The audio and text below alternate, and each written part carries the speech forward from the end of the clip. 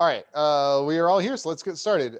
So let's start with our vignettes. So we're going to start with Ben playing Bartholomew the Brazen, and Kara playing Jackson the Unstoppable, and I'm playing Mara, which is Jackson's first mate. So Bartholomew, you have been called to task, as it was, to answer to Jackson, who is the currently, at the time of this vignette, the last of the pirate kings. You're pretty sure you know what you're there for, and you're pretty sure that he's reasonably upset at you, also because you're related. And so for you to have fucked up so badly does not reflect well on him as the Pirate King. So you take your ship to his flagship, this massive 100-ton battleship, ship of the line, plucked right from the water sort of thing, but it's out there in space. You dock, are escorted into the captain's quarters, and there you see Jackson and Mara. Mara greets you, says, "Welcome, Bartholomew the Brazen. Thank you for coming. Captain, Bartholomew has been found smuggling children, and according to your rules, this cannot stand." Bartholomew, what the hell are you thinking? I know we're pirates, but we're still decent human beings. What the hell? Extenuating circumstances, Your Grace. Really? You care to elaborate on that for me? Yes. Yes. Anytime. I wasn't exactly smuggling children. I'm sorry. Did you give them candy and put them in your white van of a ship? I fed them and I made sure they were very comfortable. I was not smuggling them. I did not steal them. Your Grace, I must say, I must be circumspect in how much I say publicly about what is going on, but I assure you, on my honor as a pirate, by the first coin I have ever stolen, I was not smuggling children. I was leading children to safety. Leading them to safety. Yes, these children were in dire straits. It was a terrible situation. I understand that it was against the pirate code, but these children were in an unsafe circumstance, and I needed to get them to where they would be safe. Oh, and you just decided to make that decision on your own for all of these children. Really?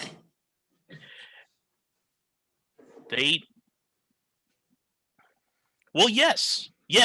I am a father now, and if my child was alone in the world in the situation that I found these children in, I would hope that a man of honor, a man of adventure, a man of infinite piratical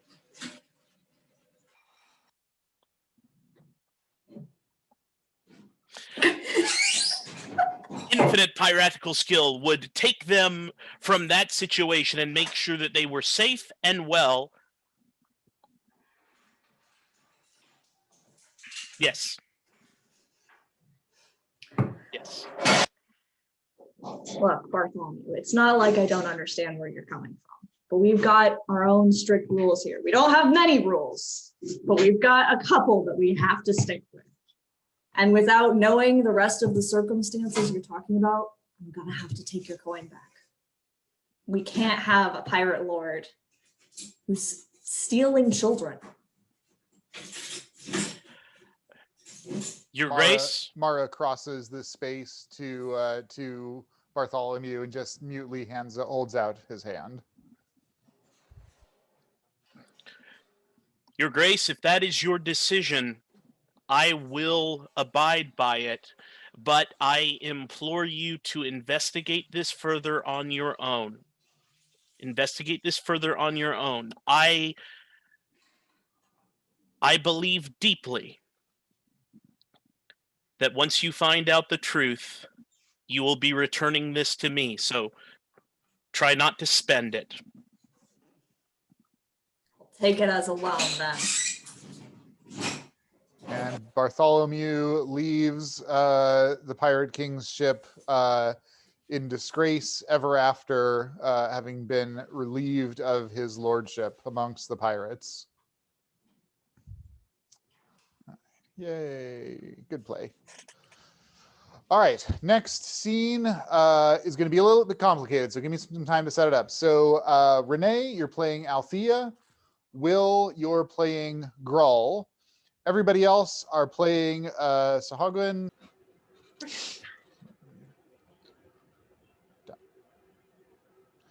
Okay, so Grull, you are sailing on the trackless Usk across the seas with the rest of your orcish crew as members of the Black Gull tribe, flying your Black Gull colors. You're trading, so sorry, hang on. Oh, I see. You're traders at this point. Also, you know, somewhat explorers, and hey, if some raiding presents itself, maybe a little raiding. As you're cruising across the ocean, when you're on watch one day, you hear a thump against the hull and go to investigate it. As you do so, you see a swarm of sharks around the Usk and these green fish creatures clawing up the sides of the ship. The Sahagin make the ship, the crew begins engaging them, and a bloody battle begins. Althea, you are on the Kingsman on your first voyage, a Kriegsman, sorry. On your first voyage as a deckhand. You are like the lowest of the low in terms of rank on this ship. At some point you see a ship in the distance and the captain steers the Kriegsman in that direction, and you see a bunch of these fish monsters swarming over this ship and attacking it. And the captain decides, in the interests of open sea cooperation, to go lend aid. So the Kriegsman doesn't ram, but kind of butts against the other ship, and the crew charges onto the other ship to engage some of the fish creatures. Some of the fish creatures come onto the Kriegsman, and the fight is joined. So the fight is nearing its end, and this is just an encapsulation of the battle on the bows of the ships. There's also battles happening afterward. There's battles happening below decks. It is a serious mess all over the place. So Althea, you're still on the Kriegsman, and you you're a deckhand. You have no skills or experience or anything like that. You were about to be attacked by one of these fish creatures. Cook jumped in front of you, the ship's cook, and attacked the creature with a iron frying pan. Successfully killed it, but died himself and fell at your feet. In your terror, you have picked up Cook's metal frying pan to use as a weapon. So the layout is the Kriegsman is on the left here, and the trackless Usk is on the right. Althea, you are near the bow of the ship, and you are just about to kind of, make efforts to go and help your crew when one of these things jumped across and is menacing you. This is your captain, Olia. and this is your first mate missile. They are engaging the fish creatures. Grull, your captain and first mate are somewhere else. You don't know. You're basically the guy in charge. And then these are orcs that are helping to fight off these fishmen. So to start off with, everybody please roll initiative. So the Sahagin are basically left to right. So 1, 2, 3, 4, 5. All right. So Sahagin 3, your go. All right. I have my multi-attack, so I'm going to start with a two-handed spear strike to missile. All right, roll it. All right. Let's see.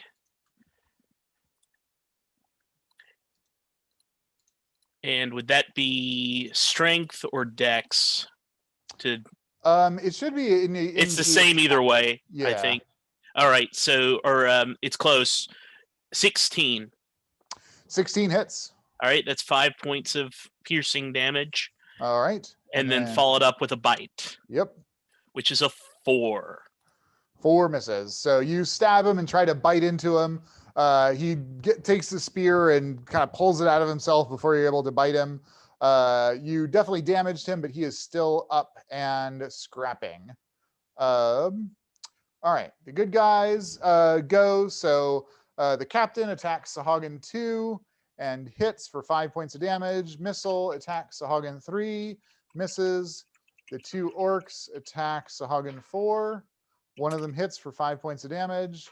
And that orc on Sahagin 5 attacks and misses. Next to go is Sahagin 5. All right. Sahagin 5 is going to attack that orky guy next to him with a bite attack. So you also have the water is teeming with sharks. So if you're able to shove any of these orcs over the edge, then the sharks get a nice little meal. Oh, and he's pretty close to the edge. Yes. Yeah, I'll do my multi-attack. So I'll do one with my claws, and then I'll also attempt to shove him over the edge. Okay, great. So claws, 14. That hits. All right, so that is 5 slashing damage. All right, you slash and get your claws dug into him in order to help kind of facilitate shoving him off the edge. Oh wait, 3 1d4 plus 1. So quite a lot more than that. But we'll see. Maybe I can shove him over the edge and then we'll figure out the claw damage. Okay. And then let's see. For shoving, would it just be adding my strength bonus? Exactly. Yep. So plus 15. 1. 15 to shove. 15. All right. So you sink your claws into this hapless orc and run him towards the edge, and he sees what you're about to do, and he's like desperately like pushing against the edge as you come up against it, and you haul him off and toss him over the side. One of the sharks jumps up out of the water and bites him in half, and then the rest of the sharks just go completely haywire. Oh. Any movement? I will, let's see, what's my speed? 30 feet. Yeah, I will move towards that one, sort of north. Oh, I can move towards that one. This guy? Yeah. Yeah, he seemed like a good bet. Help out your buddy? Yeah. Okay. Yeah. Great. Okay, Sahagin 1. So you jumped onto the ship to attack this apparently fairly defenseless human. It seems like easy pickings. I'm just going to try and go in for a bite. Nice big bite.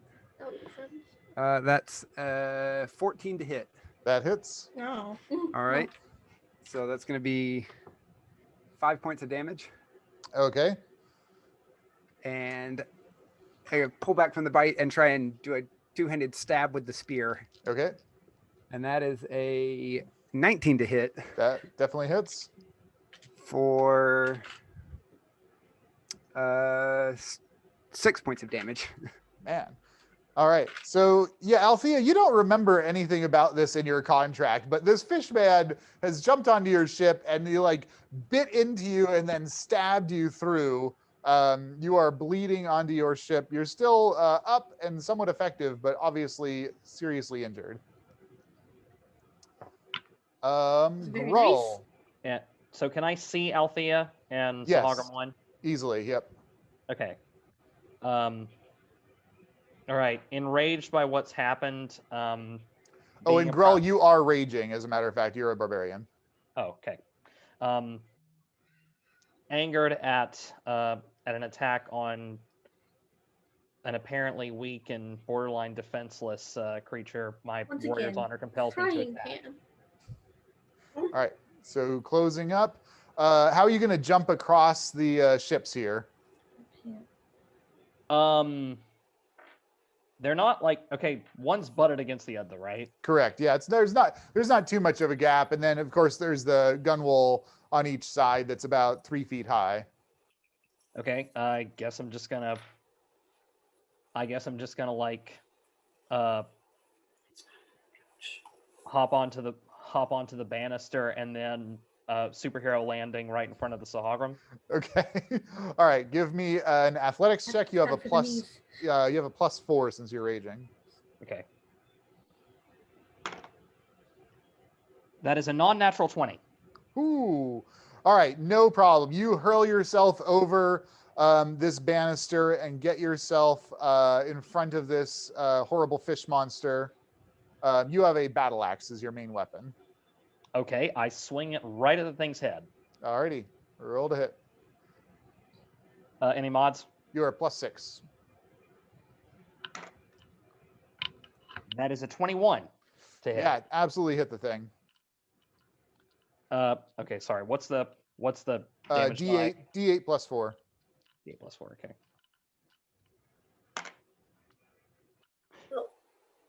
Grand total of 5 slashing damage. Oh, sad day.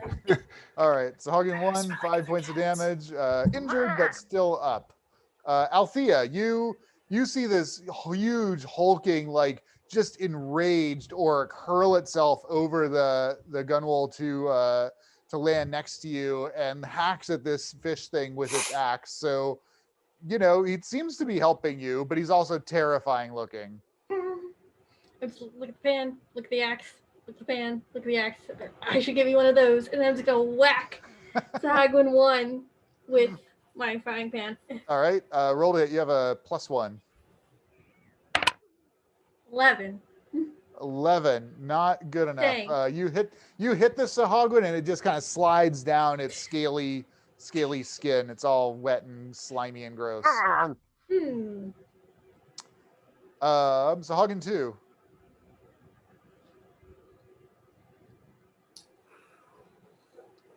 Yeah, I'm gonna go ahead and do a spear attack to Olia. Okay. Olia.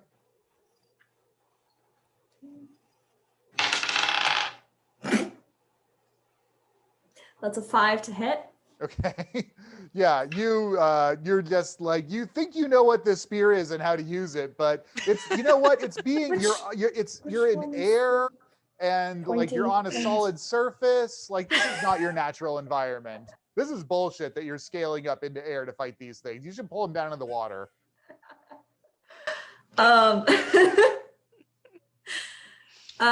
Okay, yeah, I'm just gonna bite attack them. Great. And that is a 22.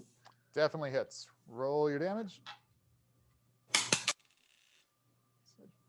D4 +1. So I roll 3d4s +1 for each one? 1d4 +1. 1d4 +1. Okay, 5. Man, you guys are rolling high on these damage. All right, you bite into Olia and she screams and takes a step back. Sahagrin 4. All right. See, I have 2 guys to attack. Yes. But I also see that my friend who just like shoved someone off of the boat is now here to help me. Exactly. So I'm going to attack the one. I'll claw at the one that's closest to the edge. Okay, great. Yeah, that one's the bonnets. Yeah, Okay. that one. Let's see. Probably hits. Non-natural 20. Yeah, absolutely hits. Do I roll damage first for that? Sure. Okay. I said claw. 3 damage. All right. Let's see. And I'm gonna try to shove. I do the multi attack, and as the second attack, I'm gonna try to shove him off of the edge, just like I saw my companion do. Okay, sure. Is that just a roll to hit? Is that what you know? That's athletics. So roll roll athletics and add 1 to it. Oof. Yep. That is. Do I add the modifier? Yeah, roll 20 and add 1. Wow. Okay. Now natural 20. Wow. All right, against his 4, not even close. You full on pick this orc up and walk to the edge of the banister and just hurl him bodily into the mass of sharks. He actually bounces off of a shark because they're all like swarming now. He bounces off of a shark and then lands next to one and promptly gets munched. All right. Snarl at the other one. Back to the top, Sagan 3. All right. I'm going to once again do a 2-handed stab with missile. Okay. And now that he is injured, I have advantage. So. Ooh, right, blood frenzy. All right. And so the total is 14. That hits. All right. It's another 5. Okay. And I'll follow it up with a bite. Okay. Non-natural 20. Man. All right, roll damage. And 3. All right. You munch onto him, stab him with a spear, definitely do some significant damage. He is looking hurt. Good guys.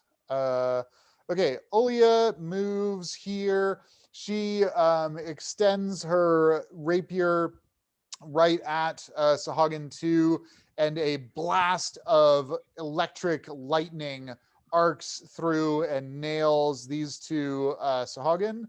So Sahagan 2 and 3, give me a dexterity saving throw. You have no bonus to this. 17. Ooh, okay. And 19. 17 and 19. Okay, great. You both make it. You both take 15 points of electric damage as this lightning scorches through you. Missile tries to stab this Sahagan and misses this orc. So this orc sees what happened to his 2 buddies, and he's having none of that shit. So he's gonna disengage and get his back up against the mast where you guys can't throw him into the shark-infested waters. Sahagan 5.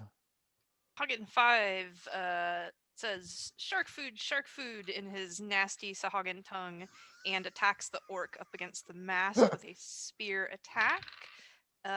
Which I don't think hits. It's 3. Nope. Oh wait, no, but I haven't hit him yet. Okay, I will follow it up with an attack with my bite. Okay.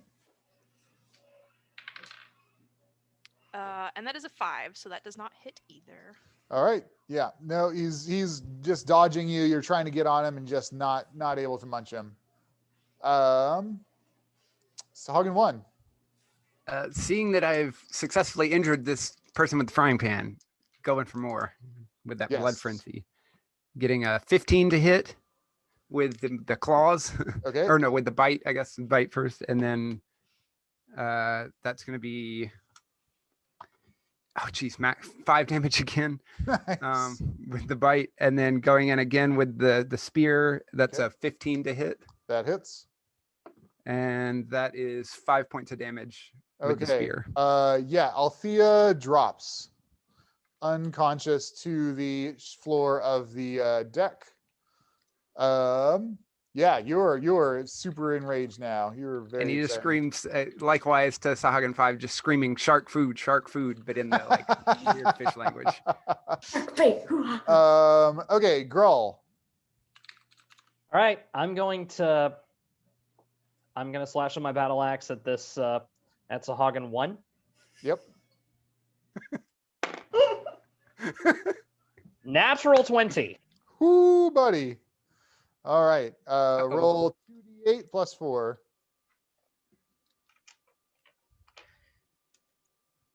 This is special. I actually get to roll 2d8 at the same time for once. Hey.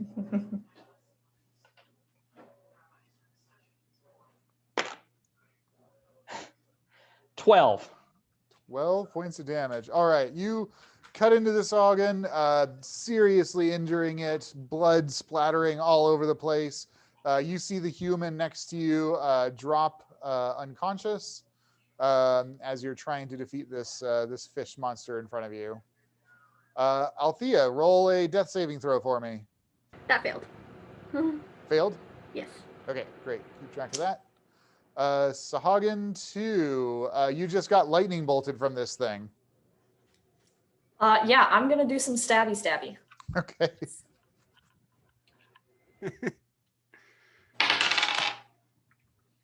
And it's with advantage because of the frenzy, right? Frenzy. Did you hit her already? I got a 14. Oh yeah, I hit her last round. Okay, got it. Yes, that hits. Okay, or a 19. So. Yep. Okay, that's.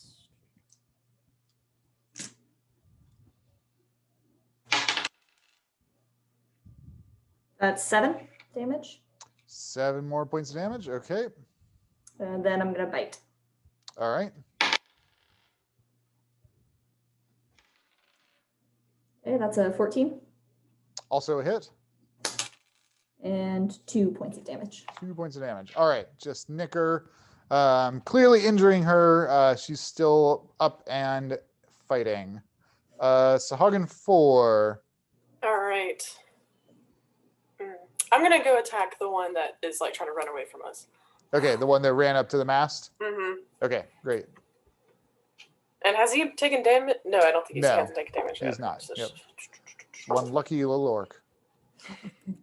14 to hit. That does hit. Oh wait, yeah. Multi-attack. I'm gonna stab him with the spear. Okay. It's trying to get away. That is 5 damage. Okay. And is that total or for the one attack? That's for one attack, sorry. That's Okay. the second one. So I'll bite him. Now with advantage, 18 to hit. That hits. All right, so it's a bite. It's a D4. 3 damage. All right, you stab and he kind of curls down and you reach over and bite the back of his neck and just rip his spine straight out of him. And his body collapses to the floor dead. All right. Okay. Oh, great. Okay, back to the top, Sahagan 3. All right. I am going to.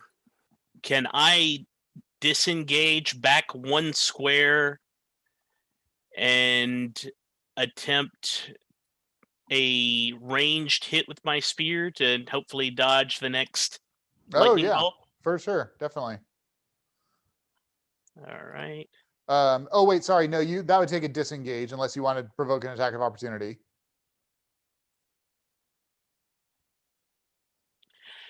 No, it's fine. I'll just keep whacking at him. Two-handed strike. Shark food. That would be an 18. That hits. All right. That'd be 6 points of damage. All right. And let's go with a swipe instead of a bite. Okay. And 19. That hits. And 4 points of damage. Man. All right. You are just cleaning up against these piddly soft humans. All right. Good guys. Missile. attacks and hits. He is, let's see. Yeah, all right. So Sahagin 3, he hits you for 7 points of damage. Oh, that's the end of you. All right. Sahagin 3 is out.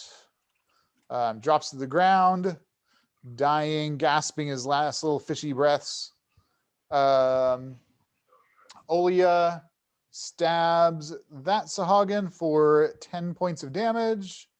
That one is also dropped.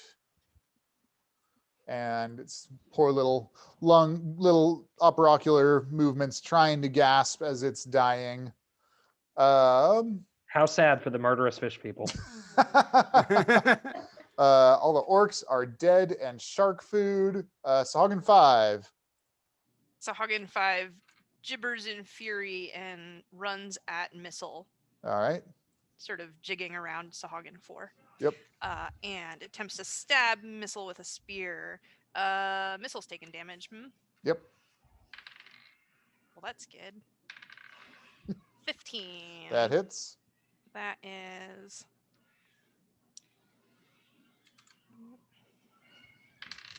4 points of damage. All right. He drops. All right. The Sahagin gibbers in excitement and takes whatever movement it has left towards Olia. Okay. Alrighty. So Missile is down. Sahagin 1. Sahagin 1 screams in fury and tries to shove this orc over the side of the ship. Okay. All right. Grohl, give me an athletics check with advantage. You have a +4 to this. 18. 18? There we go. My zoom was acting advantage. Tried to temporarily. I got a 16. 16. All right. You're trying to shove him, and this orc is just huge and burly. He's not giving an inch. Okay, I'm just trying to bite his arm with my other attack. Okay. Has he taken any damage? He is not. No, he is undamaged. Okay, well, that is a 16 to hit. That does hit. All right. I bite him on the arm for 3 points of damage. All right. He is now ever so slightly injured. Grull. This thing just fucking tried to push you into the shark-infested waters and then bit you. Well, I'm gonna cut its head off. All right, another great axe attack. Okay.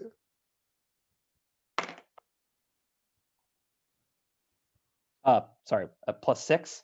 Yep. Okay, so that's 21. Yeah, 100%. So D8 +4. 9 points of slashing damage. All right. Yeah, head goes flying. Just lop it off. Goes into the shark food.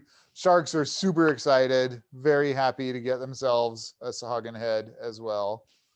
Any movement? You can take movement back to your ship, or you can stay here if you want to deal with this dying human. Yeah, I'll stay here. Is there anything I can do to help the human? You can on your next round. Okay, then that's what I'm gonna do. Okay, great. Althea, give me another death saving throw. Success. All right, 1 failure, 1 success. Sahagin 2. You're dead. Oh, never mind. Dead. Sahagin 2 be dead. I bleed out. That's you my bleed turn. out. There we go. Sahagin 4. There's only this person on the ship at this point. Oh, I forgot this orc at the bow. He's just been standing there the whole freaking time. The coward. He's behind my camera. He's just been watching. He doesn't he's want to be just sure. been watching. He's like waiting to see which way the tide goes. Yeah, he sees how it's going. He's got a 1,000-yard stare. He's traumatized. I'll say I haven't noticed that one either, and I don't like the one who's been shooting lightning at my friends, so I go to attack that one if I can reach it. The orc? No, not the orc. Whatever. Olia? Olia, yeah. Okay, the human. Yep. Yep. Great. Yeah, you close, no problem, and multi-attack. All right, spear, then claws. Does 19 hit? It does, yes. All right, I'll do the second attack. Another 19. Wow. Spear. Oh, wow, that's max damage for the spear. I think that's a d6, isn't it? So it's 7. And then claws is 3. So 10 total. So 10 total. All right. Yeah, you tear into this soft, fleshy human, seriously injuring it. Sahagin 3 is also dead. So that's the good guys again. All right, so Olia is going to use her last 3rd level spell slot, because fuck you guys. So Sahagin 4 and 5, give me dexterity saving throws. Uh-oh. Natural 20. Ooh. Do I any? Oh, nothing to dex. Nope. 17. 17. Okay, you both succeed and take 15 points of damage. Oh, gosh. That didn't feel like success. I was like, yeah, wait a minute. This orc snaps out of his 1,000-yard stare and closes with Sahagin 4 and hits with a 19 and does 7 points of damage to Sahagin 4. About fucking time, Bob. I'm done. Bob didn't like any of you anyways. I mean, this is how you get a promotion on an orc ship, right? Like, you wait for the higher ranked guys to fight and die. So, like, You know? he's gonna become like 3rd mate here in a second. That's my job. Okay, Sahagin 4 be dead. Sahagin 5, you're still alive. Yep, I got 7. Yep. What do you want to do? Oh, I'm going for For the human? Olia. Okay, great. Yeah. I'm going to spear attack her. Okay. But I don't hit with my spear attack. But that's okay, because I am going to bite her also. Okay. Actually, you know what? She's real close to the edge. That's true. Shark bait! Shark bait! And she's about to break. 19. Okay, that hits. I attempt to push her over the Oh, edge. you're gonna push her. Okay, great. All right, give me an athletics. Yeah, athletics check.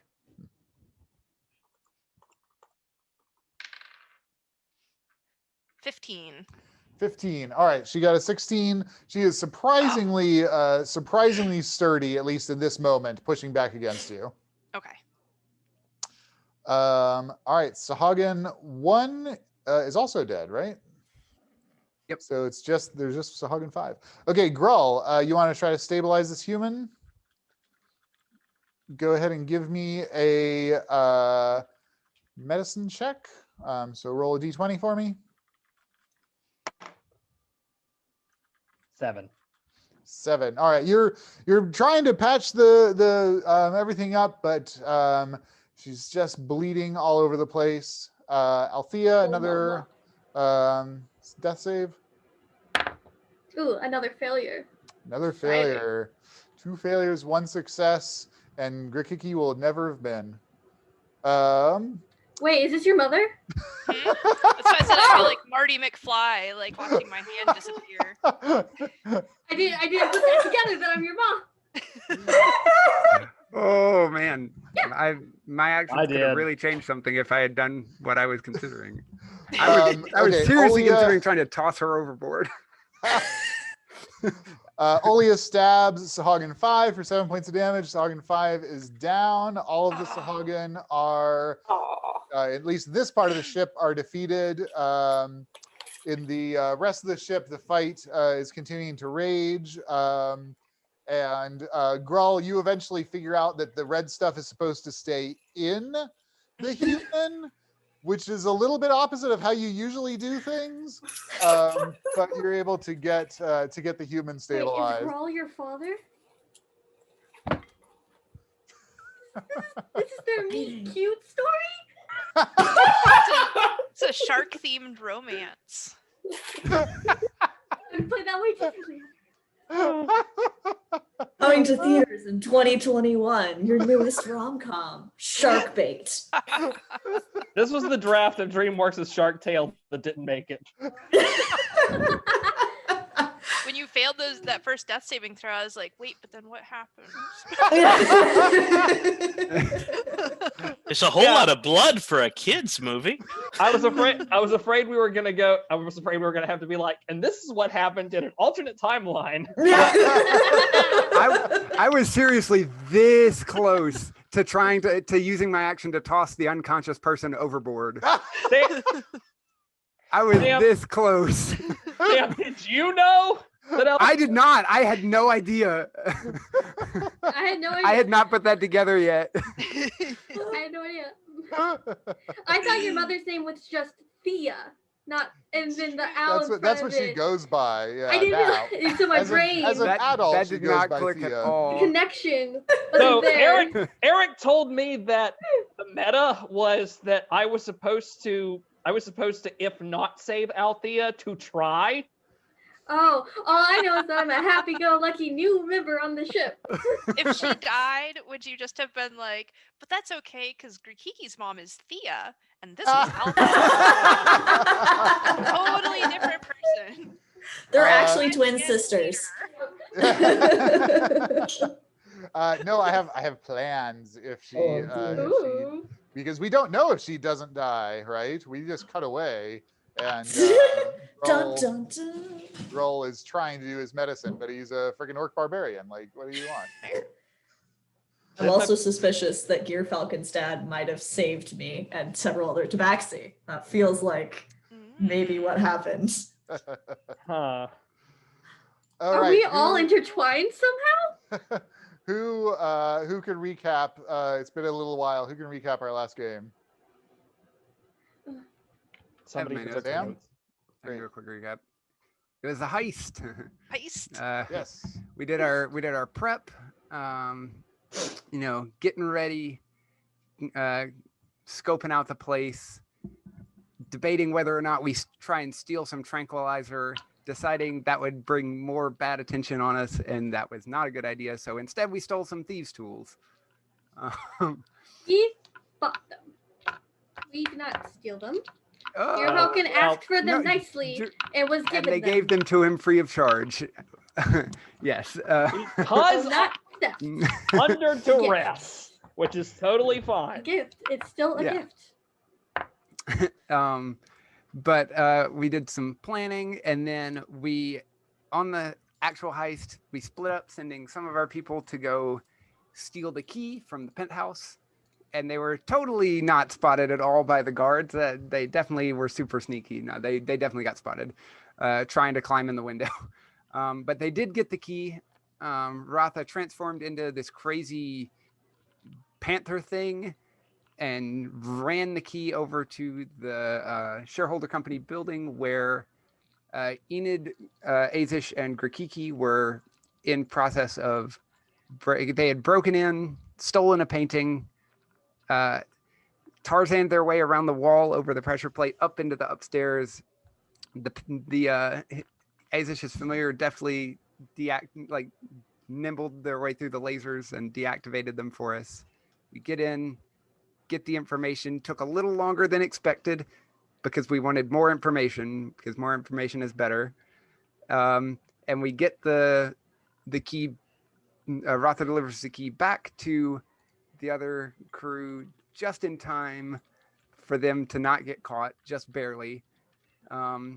We decide it's probably best if we get off Bral before we get caught. We stock up on supplies, hop on the ship, and head out.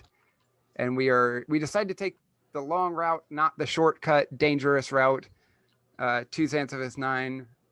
But 2 days in, we are abruptly pulled out of spelljamming speed with no warning, and there's a distress beacon going off. And that is where we left it. Oh yeah, Nice. the Siren is a vampire. We found that out. Is this the shift schedule that you guys are working with, the one that was posted to Discord? Yes. Yeah. So, Assuming we're keeping Brawl's 24-hour day-night cycle, because that made 28 hour. 28. or 28-hour instead of 24-hour. Yep. Because that made 7 people a lot more. Yeah. I mean, Easy to time manage. is whatever you want it to be, you know? Oh, yeah. Okay, One great. second, man. So let's see, 8-sided dice. So Grikiki, you are on shift. You're piloting. You're in piloting detail. Let's see. So what does wake up mean? Sorry.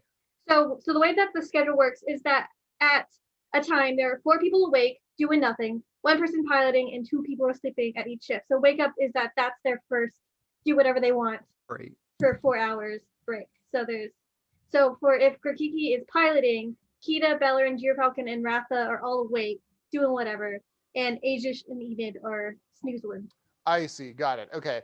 And then is your protocol that the people that are awake, where are they on the ship, do you think? Are they on the bridge? Do they just kind of walk past the bridge periodically? Are they in the galley? Are they in their quarters?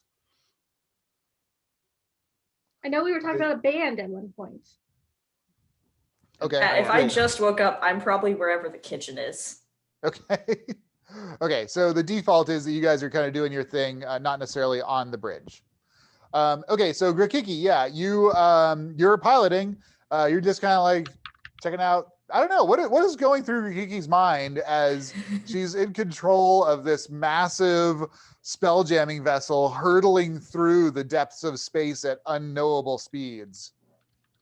Sort of like alternate excitement over like when it like, oh wow, look at that. But then also completely zoning out. Okay. And like thinking about Grikiki stuff like catching fish or what's the biggest rock I've ever thrown?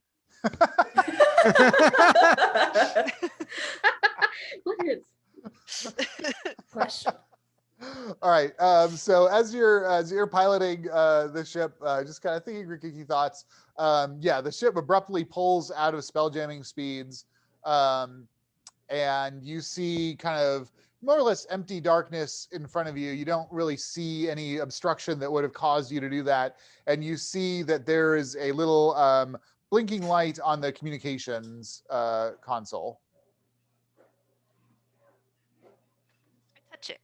Okay. Yeah, a signal comes up, and it's on a loop, and it sounds like a human voice. Says, "This is Captain Silvio Menendez of the 10B. We are under distress. We are stuck and would much require assistance. This is Captain Silvio Mendez of the 10B." Grikiki before it like starts again is like, oh no, what do you need?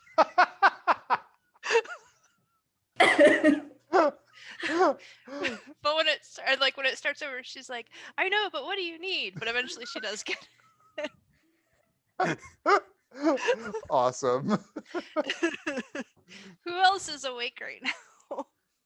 Kida, Belloryn, Falcon, and Ratha. Okay. Grikiki yells out into the ship, Kida! Kida!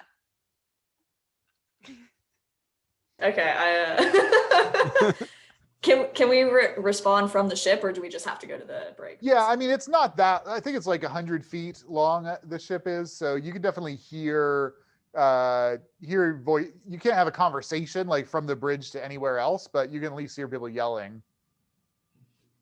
Okay, yeah. What? Did you see another asteroid? Come here, I need help. With something. I head over to where she is. Okay.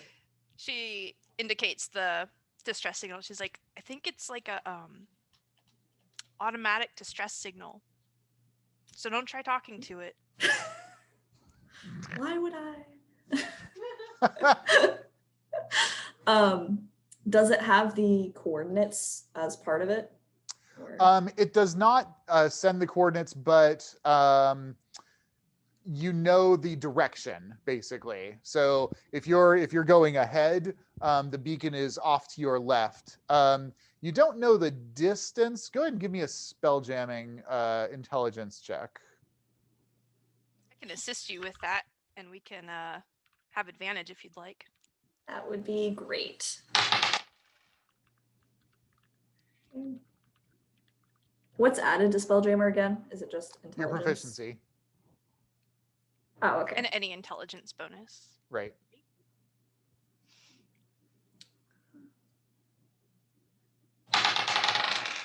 Okay. Non-natural 20. Okay, yeah. So you are familiar with distress beacons, and you know that as a general rule, they project no further than about a 12-hour travel at tactical speeds. Okay. So, so basically, the beacon's over that way, no more than 12 hours away. Got it. Well, I suppose that we should go help them, but we should alert the rest of the crew if we're changing course. All right. Well, I'll steer that way if you want to go summon everyone to the bridge, I guess. Sounds good. Are you I'll go. gonna wake up the sleeping crew, or are you gonna let them get their rest in? If we're 12 hours away. Yeah, let them get their rest in, probably. Okay. All right.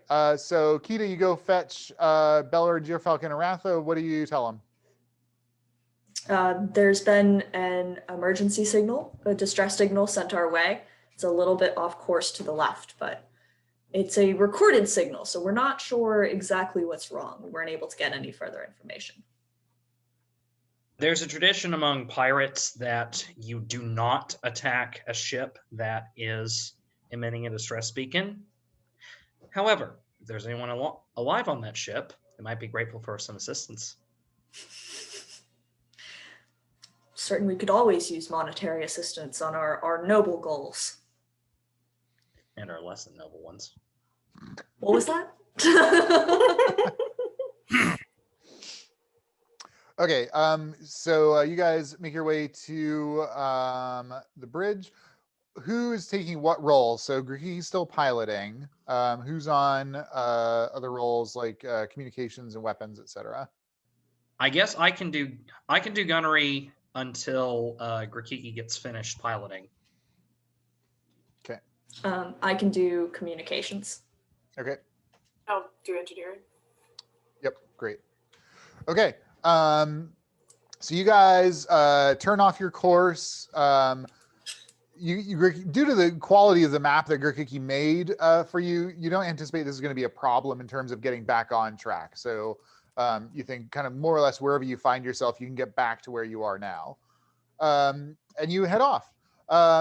You go for the rest of Grikiki's shift, and just as you're about to come off shift, you see ahead of you a spherical water orb. It's probably a couple of miles in diameter, and on the other side, and it seems like there's something shining on the other side. Like you see that there's probably a source of light on the other side of this thing that's kind of projecting light beyond it, almost like an eclipse sort of thing, where the light's kind of shining around this water body. So you see this. It's somewhat in your path. Like if you don't go around it, you are going to encounter it. What do you guys want to do? Grikiki looks over at Deerfalcon, like, ooh. Like what? Like, ooh.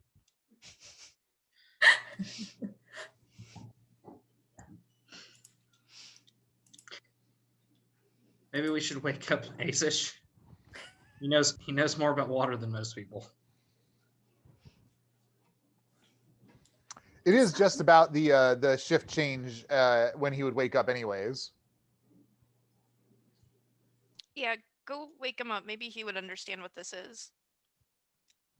Yeah, Aezsh still has is like halfway through his sleep at this point. Enid's about to wake up, but Aezsh Oh, I'm is sorry. definitely only Okay, I halfway see. through. I see. Okay, got it. Yeah. Yeah, I mean, you can go back to sleep too. Yeah, Enid's about to wake up, sorry. Ratha, have you ever seen anything like this? Give me a knowledge nature check, Ratha. All right.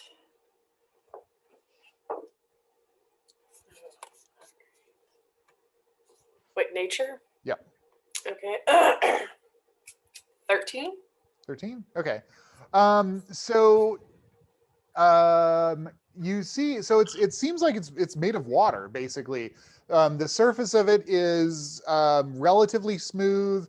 In terms of color, it's kind of blue. You do see some like swirls of green that kind of come to the surface periodically and then get subsumed. So it looks like it's just like a big water body. You are familiar with the idea that out in space, you have earth bodies, you have water bodies, you have air bodies, you have fire bodies. Any of these elements can kind of concrete together and form what's basically an asteroid made of that element. Most of the fire bodies are, suns, basically, small to large suns. Most of the air bodies are just like swirling currents of air. And there's often mixed compositions. So just like you'd have water on an asteroid and air on an asteroid, you might have fire in an air body or some kind of combination thereof. So as you're kind of checking this large water sphere out, like I said, if you keep going, you're definitely going to hit it. So your options are to completely circumvent it, to get close enough that your air envelope becomes contiguous with its air envelope, or try to go like into it. I say we try to go around it. We should probably go around this. It's only a couple of miles. It's only a couple of miles across, and I mean we're flying a spaceship, so. Well, that's all it takes for Grikiki. She aims around the water body. Okay, great. So you aim around it. As you're coming around the curve, you see off, not too far in the distance, maybe an hour's flight, a small fiery sphere that is the source of light that you saw shining around the thing. It's a pretty small fire body, maybe just a couple 100 feet across, but it's emitting a fair amount of light. And as you come around and you see the light hitting this water body, you see there's a lot more green kind of swirling to the surface underneath it on this side of the water asteroid. Do we know how far away the distress signal is from us now? You never knew exactly how far it was. You knew it was no further than 12 hours. And how far have we been? It could be. How long have we been traveling? You've been going about 2 hours in this direction. Okay. Yep. But it could be 30 minutes. It could be, 11 hours, 59 minutes kind of thing. Okay. You guys change shifts. Geofalk, or who's piloting? Ratha's piloting. You continue on through space. You pass that fire body on your left eventually. And then you see through the blackness of space a ship starting to resolve. As you approach the ship, it appears to be in the shape of a hammerhead shark. Pretty decent sized ship, definitely bigger than the Whistling Meteor. And it's just floating there. On the top deck of the ship, as you're getting close enough, you see a figure resolve. It's a human, or at least humanoid creature, that apparently spots you and stands up and starts waving their arms like this. Ratha, what do you want to do? Is there anybody on the bridge with me? I think everybody who's awake is on the bridge, so Enid, Kida, Belloryn, and Geofalcon. Where do y'all want me to? Do you want me to pull up next to him? We see a flag, anything like that? You do see a flag. Go ahead and give me an intelligence spell jamming check.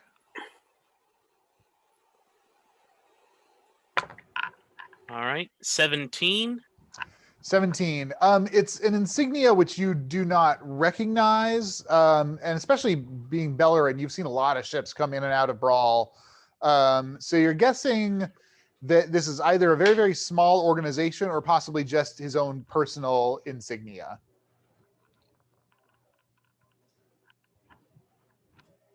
Right, I relay this message, and guessing it's not an armada ship, as the insignia would be more recognizable.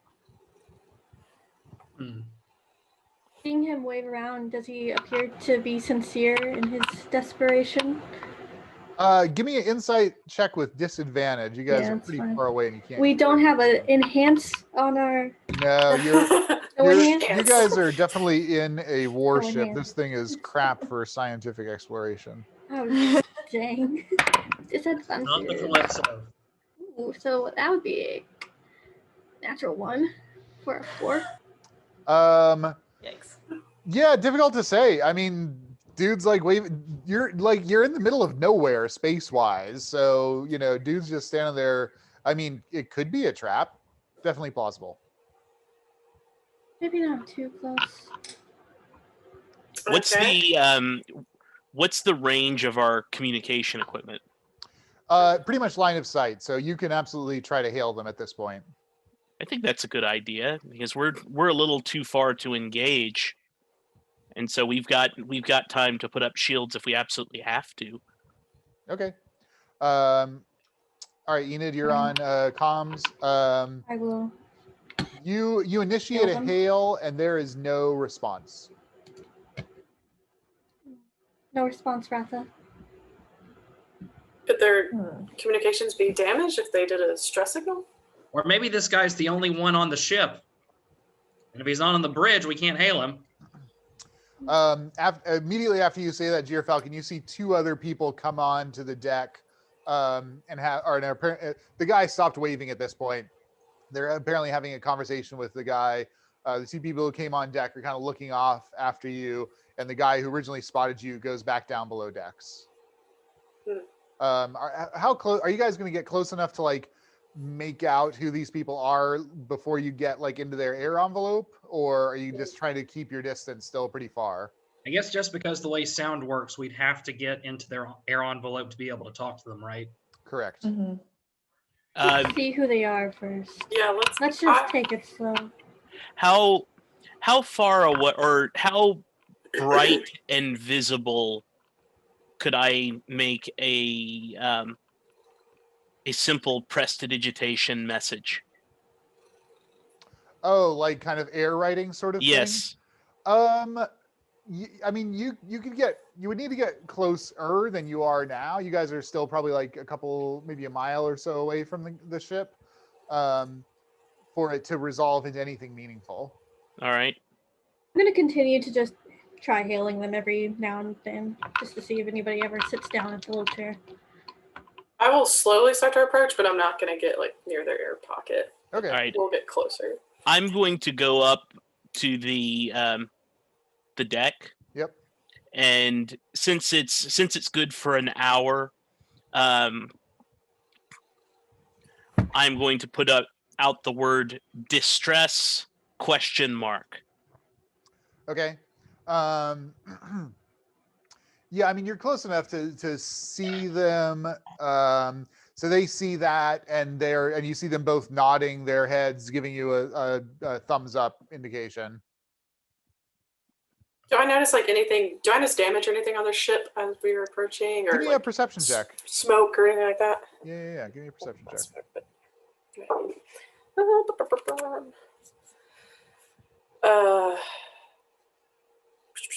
Why is that always not where I think it is? Non-natural 20. Yeah, you notice that the ship has a little bit of damage.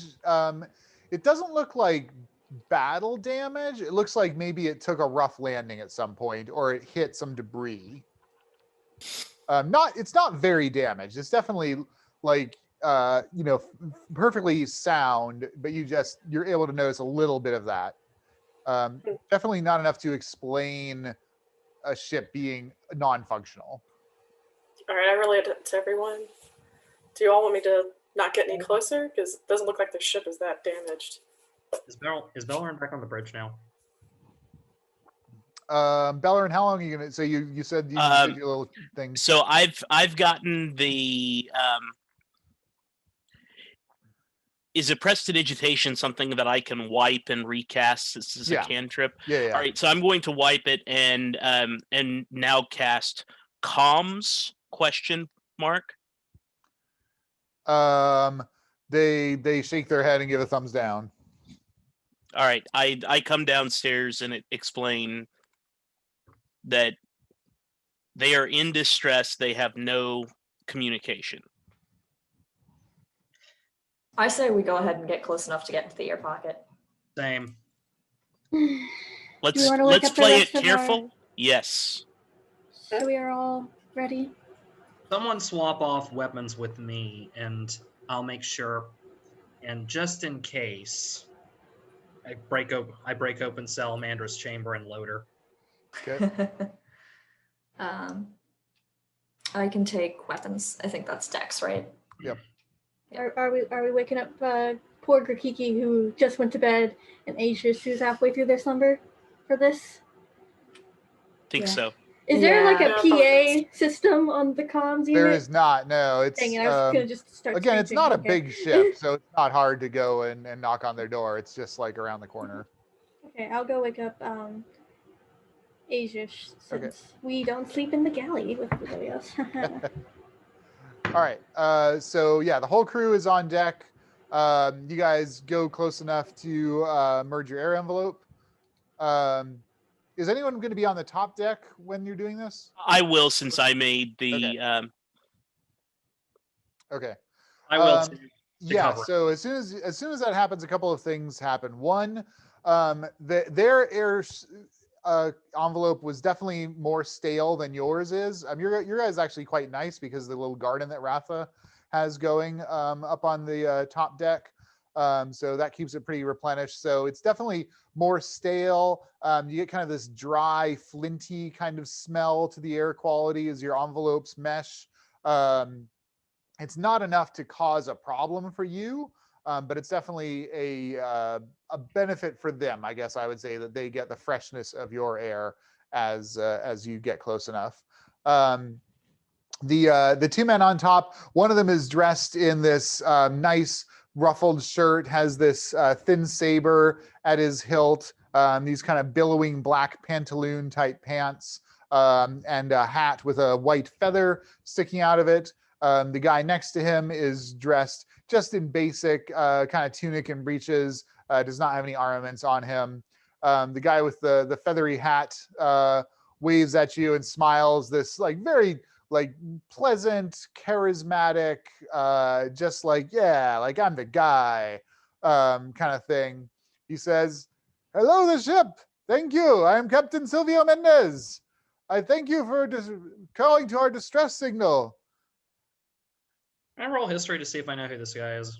Yes. That is 19. No, 21. 21. You've heard of his ship more than him, the Tenby, but you've also heard of Silvio Mendez. You know that he is a explorer. He's often cruising around dark reaches of the sphere. You've actually seen a couple of maps that he's made, and he has his like flourished signature on the bottom. So that's what you know about the guy. Okay, I whisper to Belloryn, I've heard of him. He's an explorer. He's actually kind of famous. Are you on the top deck as well? Belloryn's on the top deck. Yes. Okay, he came up with me to cover me. Got it. Sorry, missed that. Okay. So he's hailed you. Captain Mendez, your reputation precedes you. Have recent explorations gone awry? Oh, I am so glad to hear that people know of my name. Well, not so much awry. Our spellcaster became ill, and then we had been puttering around so much that our spelljamming helm just became drained of all power. We need some assistance rebooting it. I see. Would you be able to lend us any, and who are you, good sir? I am Belloryn.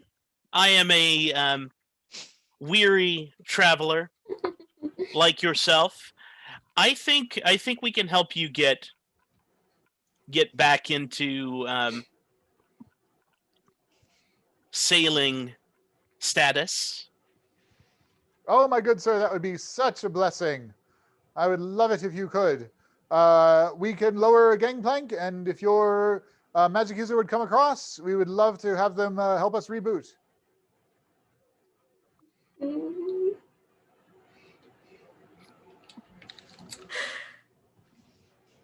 Yes? Oh, that would be a good idea now, wouldn't it? Well, What is he ill with? What is the magic user ill with? sure. All right, and Killed by his crewmates. is there any way we can help with your magic user as well? Because we won't be able. If you have a physic on board, they would certainly be welcome to look at him. I'm not quite sure what's wrong with him. He's just been vomiting all day.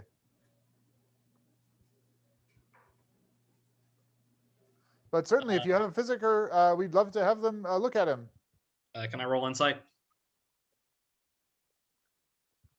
I'll roll for you. What's your bonus? +4. Okay. Yeah, he seems genuine. All right. Yeah. So all this. So actually, you guys don't know anything. If you're not, yeah, Falcon and Belloryn are the only ones on the top deck. So if you guys have anything that you want to know about, you can ask me. The rest of the crew, you can speculate out of character. But if your characters want to know anything, we'll resolve All it right. separately. How much racket do you think we can make if things go south? Like, so the people on the bridge know what's going on? Yes. In case.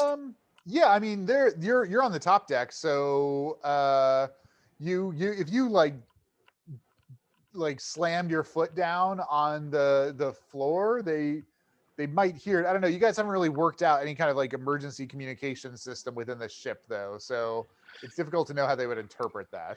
Would they hear a gunshot from a magic pistol? Yeah, for sure they'd hear that. Or magical thunder. Yeah, magical thunder. What's likely to happen. So I need to get down to the spell jamming helm to load it up with a spell slot, basically. Exactly. Right. And would a single spell slot be enough to get it rolling? With enough time, yes. If you guys remember when you found the whistling meteor, it was in a similar state, and since you were under a lot of time pressure, that was the major problem. You just needed to pour more energy onto the thing. But you think that if you have, I don't know, 5 minutes or so, it wouldn't be hard to just kind of juice it up with a single spell slot. Sure. All right.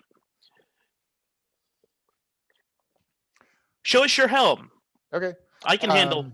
So yeah, they lower over a long gangplank, about probably 20-foot long gangplank, really, to spread between the two top decks of the ship. Belloryn, you head over, check them out. Yes. Okay. Dear Falcon, what are you doing? I'm going with Belloryn just in case things get hairy. Okay. Captain Mendez takes you below decks. He leaves the other guy up top, just to keep an eye on things. He takes you down through the ship. You pass a couple of crew members. They look a little bit worn out, like they've been in space for a while. They're looking like a little bit drawn, like maybe they haven't been on full rations for a while. Based on the air envelope quality, you're like, oh, maybe they haven't been breathing very well. eventually you get to the bridge, and you see the helm. Sure enough, it looks like it's unpowered. All right, give me about 5 minutes. Think you should be good to go shortly. Okay. All right, and pop in a level 2 slot, a mirror image. Okay, great. Are you guys gonna do? Are you gonna do anything as you're kind of cruising through the ship? And Geoff, can you do anything while Belloryn's playing with this helm? Yeah, I'm looking around the ship, just kind of feeling everything out. Okay, give me if you're looking at the ship, give me a investigation check. Okay. Belloryn, are you doing anything as you're kind of working on the helm or walking through the ship? I am. I'm keeping an eye on people. Okay. That's a just seeing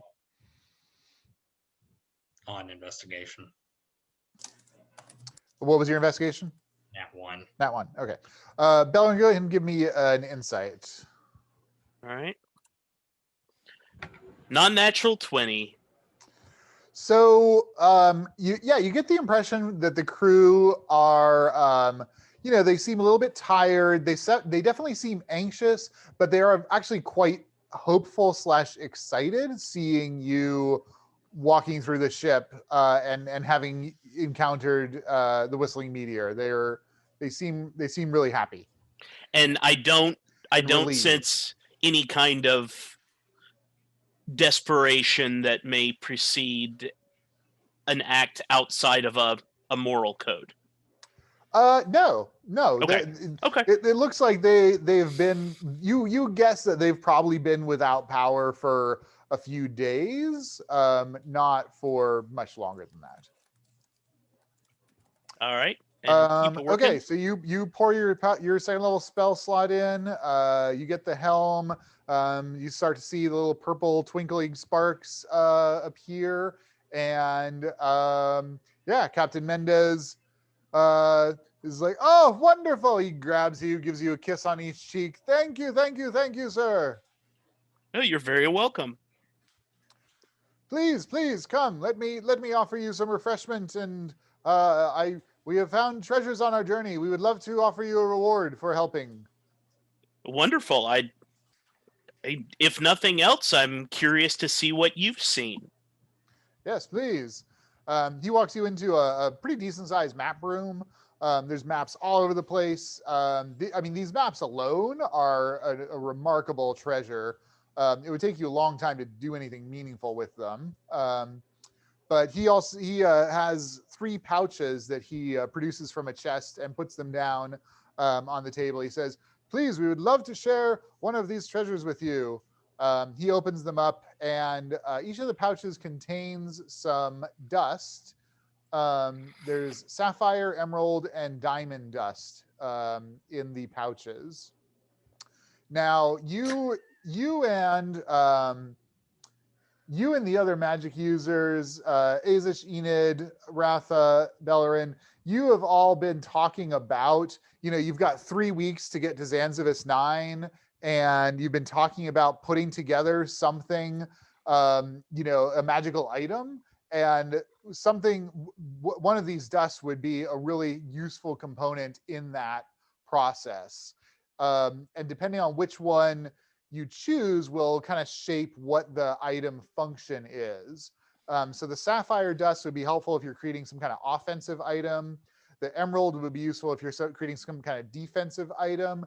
And the diamond would be useful if you're creating something that's just kind of miscellaneous.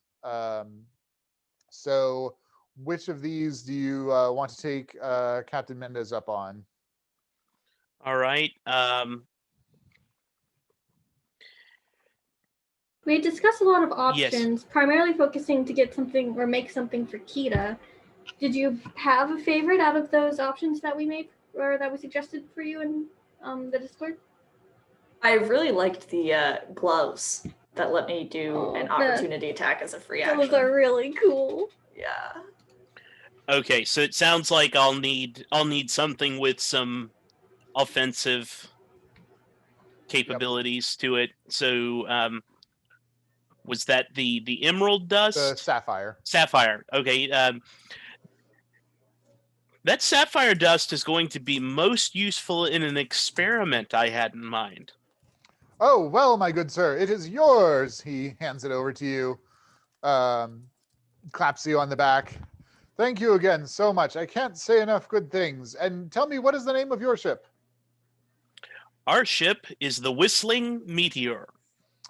Wonderful. Well, should we encounter you again, I hope that we will be able to have a drink. Perhaps if we ever meet at the Rock of Bral, we would love to have your crew over and spend more time. That sounds wonderful. Before we take our leave, you are known to us because of, more than anything else, these fine maps that we see all around us. Do you have any interesting duplicates that you can recommend as an interesting diversion for a bunch of adventurers? Or any that you wouldn't mind letting me copy? Oh, good sir, I would be perfectly happy. You've saved us from the darkness of space. We would be more than happy to have you copy any of them that we've made. Obviously, this is my primary livelihood, but a single copy is not going to ruin me. So certainly you may make any copies that you would like to have. As far as extras, I do have extras, of course. Whereabouts are you going? I'm not sure where you are headed in space. Where are you coming from and where are you going? Well, as I said, we're adventurers, and we're always on the lookout for interesting wild lands and possibilities of treasure and adventure. I have just the thing for you, sir. Oh, really? He goes into a chest and opens it, rummages, pulls out this long tube, about 3 foot long tube, lays it down, unrolls it.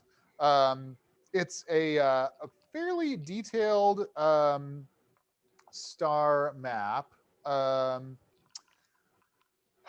It's a little difficult for you to orient, Belloryn, because Bral is not on this particular map. But you're able to pick up kind of a couple of other clues. It looks like it's more or less charting close to the direction that you're going, Zanzivis IX, which is kind of out towards the outer reaches of the sphere.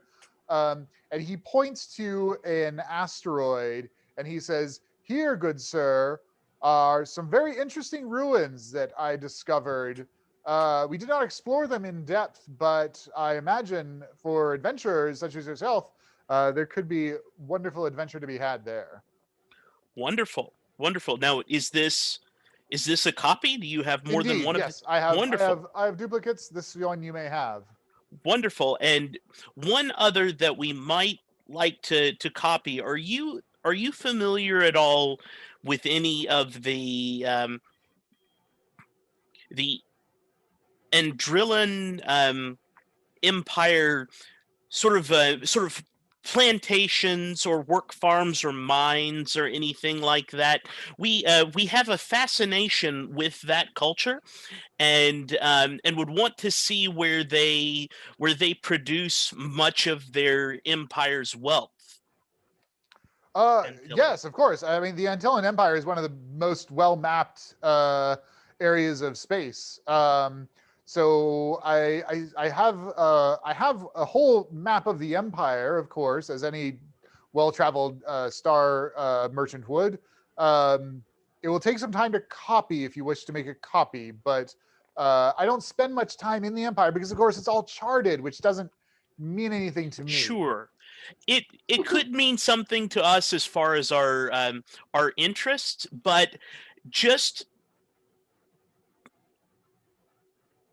on a matter of concern, it feels like your air pocket has gotten a little less fresh than one might like, and so the time we spend copying may be a good time for you to get some fresh air through that here. would be most generous, good sir. Yes, we would absolutely, and we have stores to share, although they're a little bit stale, but we'd be happy to share them with you. And we would love to host you while you're making a copy. That's kind of we're good on supplies. Well then, yes, please. We'll have your crew over. My crew will come over. We'll have meals together. Absolutely. Whoever you have who wishes to do this copying, send them over, and we will put them to work. Certainly, we don't want to impose upon what remains of your stores, but we'd be happy to share and break bread with you and have a drink and swap stories while we get this map, which will be of most help to us. Okay. So if Grikiki and I are working together, how long would it take to copy that map of the Empire? So you have two options. You can copy the entire Antillean Empire map, which Captain Mendez does have, and it is fully mapped. Every earth, air, water, and fire body within the Empire, including routes between them, is available. That would be one option. The other option would be to just hit the highlights, which is the main planets, as well as the points of interest that you guys have, like you mentioned, the work camps, prison asteroids, those sorts of things. So it depends on what you want. If you want the entire Empire, with you and Grikiki working together, that's probably going to take about 6 days. The Antillean Empire is massive. It is a juggernaut of a empire, and is easily bigger than any two other of the major powers in the sphere. Ben? What is the value of that map? I would imagine that it wouldn't be impossible to get a hold of our own. That's true. Correct? You certainly could get your own, again, because it's so well mapped. Like the Empire, they don't exactly have printing presses for this thing, but they do have scribes that like crank them out. So every Antillean Empire ship has a full map of the Empire. These are freely available on the open market. It wouldn't be cheap to buy like at Bral. Bral is sufficiently far away from the Antillean Empire. If you were to go to the Empire and trade with them there, you guess maybe 100 gold pieces. If you want to get one away from the Empire, like at Bral or even further out, it'll be between 500 to 1,000 gold pieces. That's worth 6 days of work. Fair to die. If you average and like days Grikiki, their as soon party as has you been get together as over soon the as you amount get of like gold we've gotten. exposed as soon as you get like exposed to the idea of doing this, like this is super exciting to you. Like you have never seen any map that's as detailed as this, and so just like the idea of like, ooh, I get to capture all of that is pretty cool. Does the if they were to do this, would they get any insight or tutelage from the captain that may help them be more efficient with future projects? Grikiki already has proficiency with navigator's tools, which is really what allows you guys Sure. to even begin to do this operation.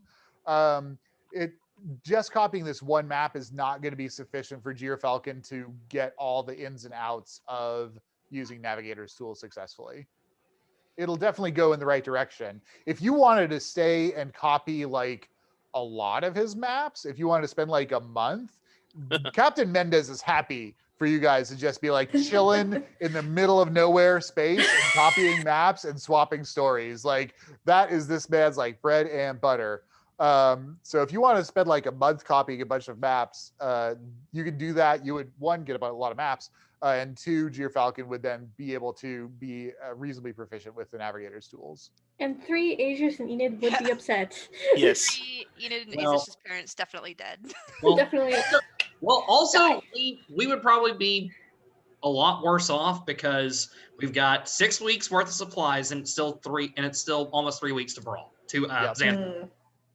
I That's feel true. like the 6 days is on the outside of what we can do, but I feel like I can explain the situation appropriately to the rest of the crew and present this as a a potential in the grand liberation campaign for after Definitely ask them Zanzivis. if they have 600 gold that they could pay instead.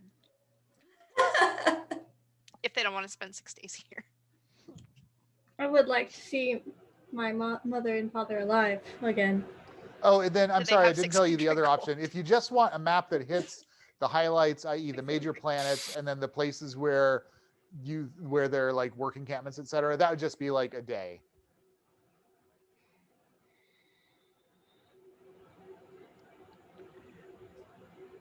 Let's take a straw poll, I think. I'm assuming you've come back on ship and we're Yes, like, yeah, oh, yes. Yeah, discussing you this at guys, this yeah, point. you guys are talking about this now. So, one, let's have in the chat a 1 for go bananas on maps and stay for a month.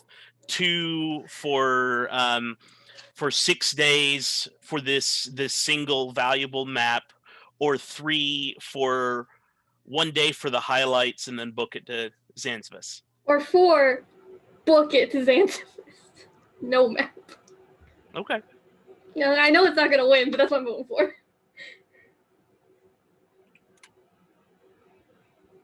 Oh, thanks, Mary Catherine. I appreciate your support.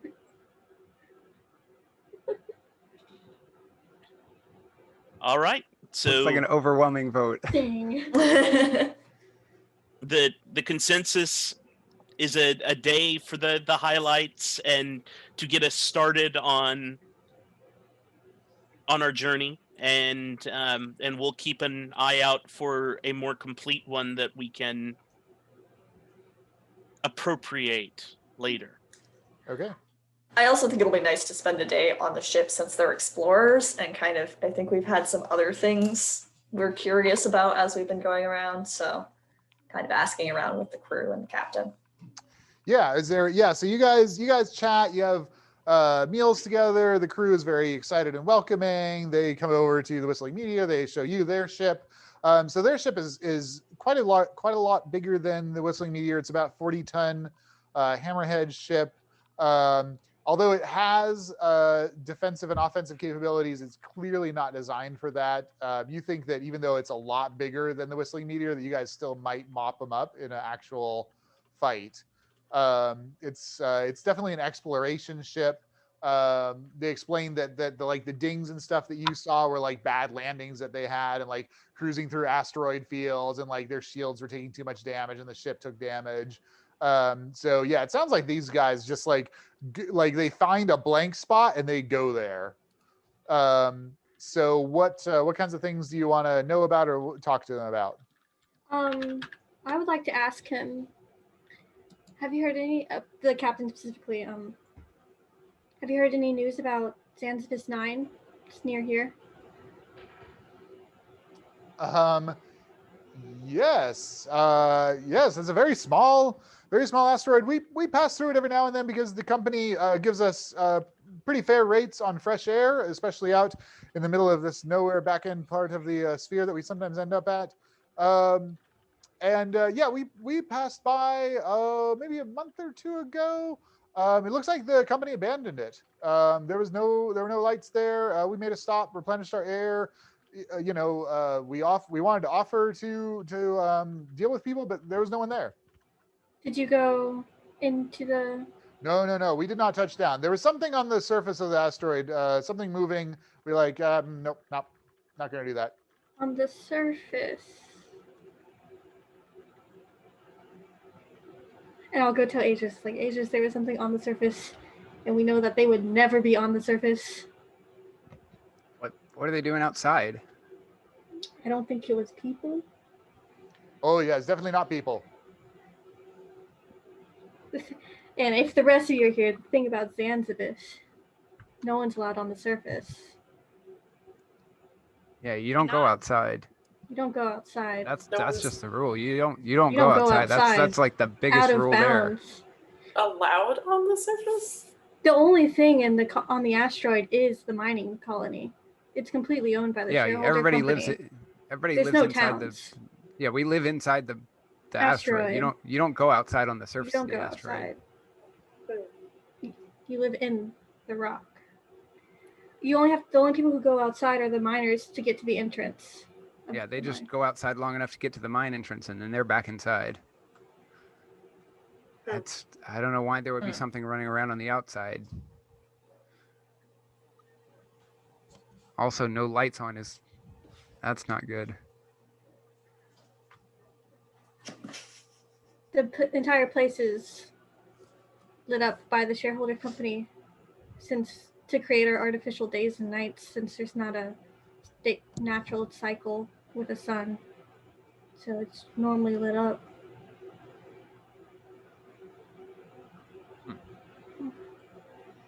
What else do you guys want to talk to the crew or captain about? I assume I'm too busy with copying to be able to talk to anybody. No, I mean you got meal breaks and you need downtime. Like you can't be copying the whole time. Okay. Can I ask the captain if he knows any neat sword tricks that he can teach me? Oh, sure. Yeah. Yeah, he takes his rapier out and shows you a couple of like little flourish type things.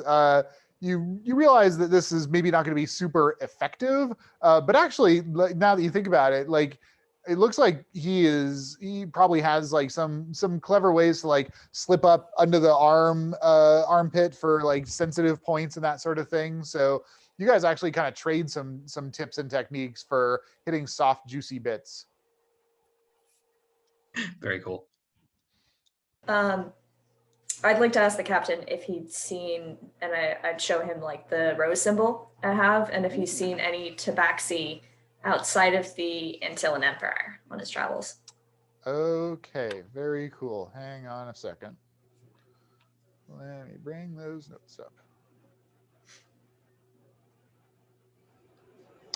Okay, yeah, as soon as you show it to him, he's like, oh yes, the Rose and Thorn Society. I have met many of their members in my travels. What do you know about them? All I've ever heard of is this symbol. Oh yes, they travel the cosmos as well. They tend to be away into the dark places of the sphere, very much like me, and which is why we tend to encounter each other. They're explorers. They're looking for something. I've asked them, and they've never been very clear about what it is that they're looking for. They just say old things from the past is all that I've been able to decide. I've shared some maps with them that they've been quite interested in. So yes, they are a society. It seems like of explorers. They're looking for something. I don't know what it is. It's old. And I've met a handful of tabaxi among their society. Most of them are humans, but there are a handful of tabaxi I've met, yes. Do you know if they have a home base or anywhere they would usually be, or? Oh. I can't say as I do.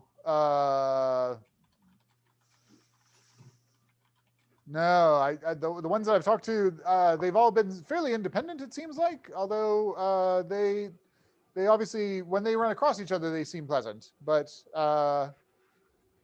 I can't say that I know if they gather anywhere. All right.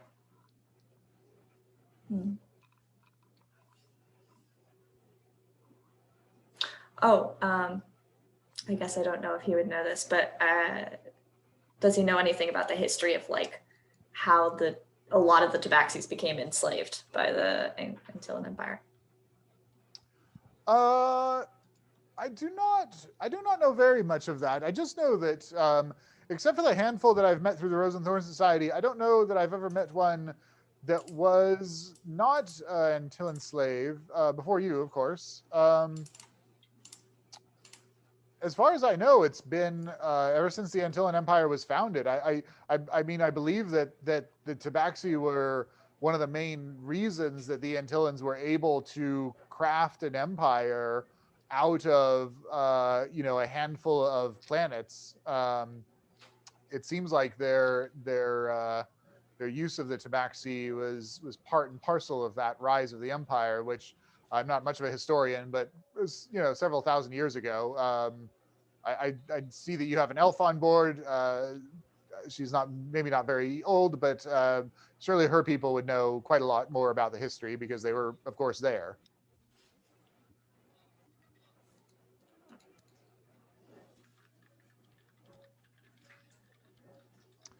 All right. So you guys get the map copied. So Grikiki, go ahead and write down highlights map of Antillean Empire, in parentheses, work camps, prisons, farms. And then we've got that other map too. From the yes, initial. Thank you. The map And to yeah, and write down map to how do I want to describe this? I'll just write it. Map to Ethium ruins. And I've written down the sapphire dust. Great. Okay, you guys part ways with Captain Mendez and the Tenby. Good boon companions. He's certainly happy to have made your acquaintance. He obviously knows of the Eggford Adventuring Academy, is very impressed with you being graduates and having your own ship so young. Welcomes you to if you ever are in the deep places of space, mention his name, might open some doors for you, being his friend, because he encounters lots and lots of people and creatures out there in the darkness. You guys go on your way. He goes along his way. You are back on course. Yay.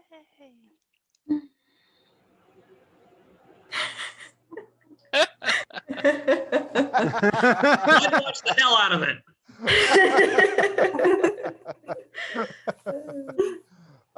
Cool. Okay. So if you guys want to, we could wrap there, or we could start the next encounter. What would you like to do? Next encounter our parents. I'm okay moving on to the next thing. Don't be ridiculous. Oh. They're actually fine. We run into them on a ship. How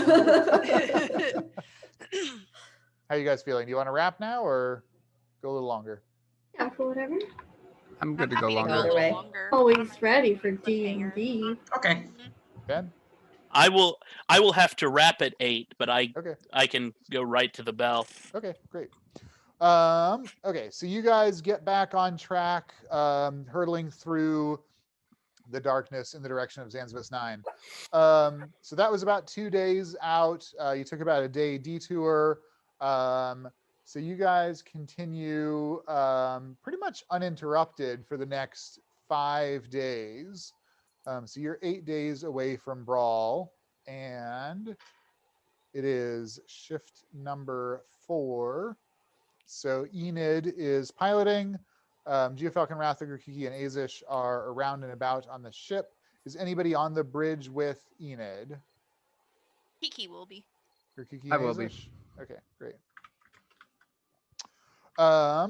Okay, so Enid, the ship comes out of spelljamming speeds, having encountered something. You spot a pod of sleek gray creatures with fins. You have no fucking idea what these monsters are. Grikiki, these are dolphins.